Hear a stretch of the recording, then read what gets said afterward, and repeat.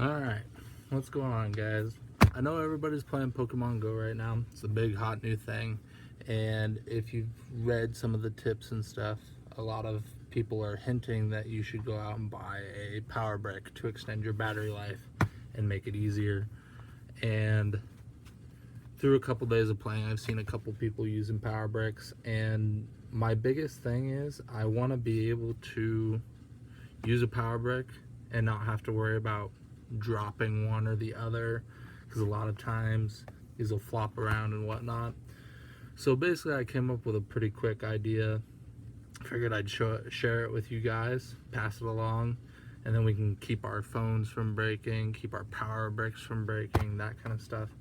So essentially what I did, I just went out to a store, found me a power brick.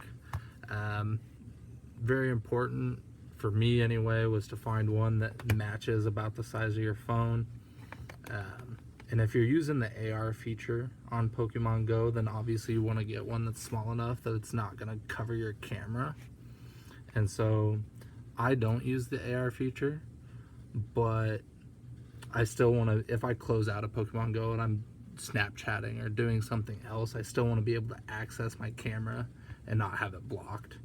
So the power brick that I found was 2800 milliamps. It was about 14 bucks was all, and pretty decent price, nice size for what I'm wanting to do. Since I'm using an iPhone 6s Plus, and a lot of times these power bricks come with a micro USB, which is absolutely useless. So I did have to shell out $8 and bought a lightning adapter, and so it wasn't too bad. But so we're going to utilize that. That's the second thing that you would need to make this work. And then the third is just some Velcro strips, or possibly a Velcro patch. All I could find were strips, so that's what I'm going to do. And I've already pre-measured and cut these to the length that I want to do. So let's go ahead and start doing this. Somebody's Snapchatting me. So the other thing, if you're going to do Velcro, my thought process is put the soft side on your phone, and then put the prickly, scratchy side on the power brick. Since you're not always going to have the power brick attached, the soft side would probably feel nicer on the hands than the prickly stuff would. And that's just my thought process for like pocket friendliness and that kind of stuff. So actually what I'm going to do, and obviously you want to make sure that your outputs are on the bottom. Don't stick it on upside down. I mean, that's kind of common sense, but so I'm actually going to start with the sticky sides. We're going to apply them to the power bank.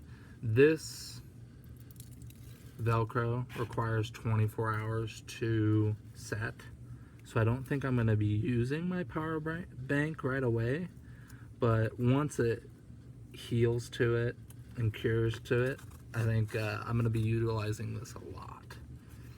So you get a nice firm application there.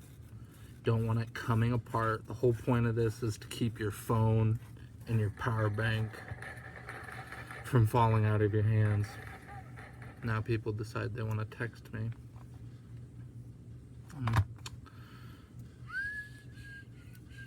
Then we're going to go ahead and apply the second piece. And I've went ahead on my application. I decided I don't want it on the edge. Kind of set it on the inside so then it stays hidden a little bit, because I mean, if you do this pretty well, I think it would be pretty inconspicuous.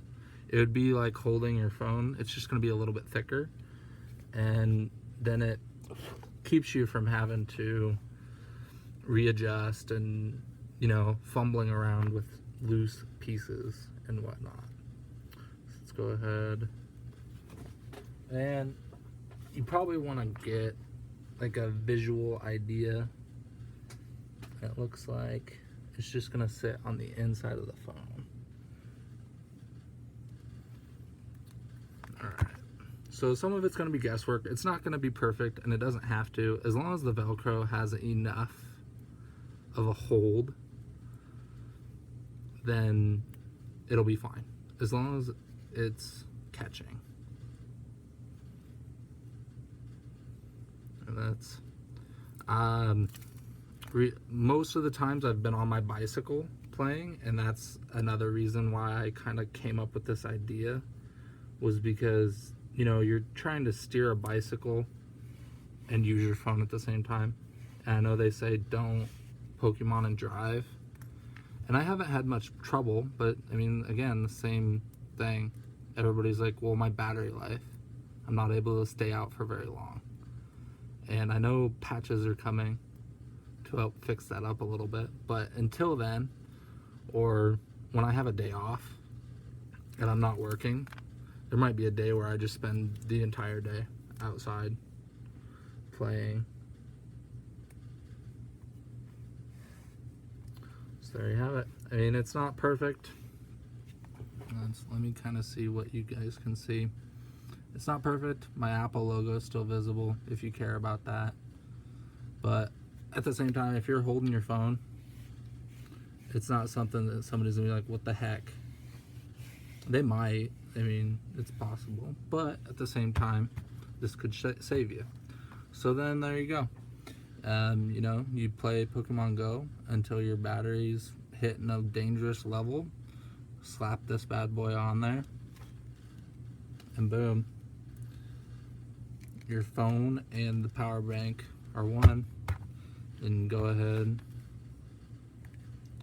don't think it really matters which one, but I've got a life proof case on mine, and that kind of makes it an issue. But there you have it. My phone's charging, the power bank's attached, and it's a single solid unit. Very cheap, probably cost me $30. The power bank was $14. This dongle for an iPhone was $8, and the Velcro was like $2. And you could just do one patch if your local fabric store has patches. There were dots, but I felt like that wouldn't be a strong enough hold to it. And so, yep, there you have it. You can get in there.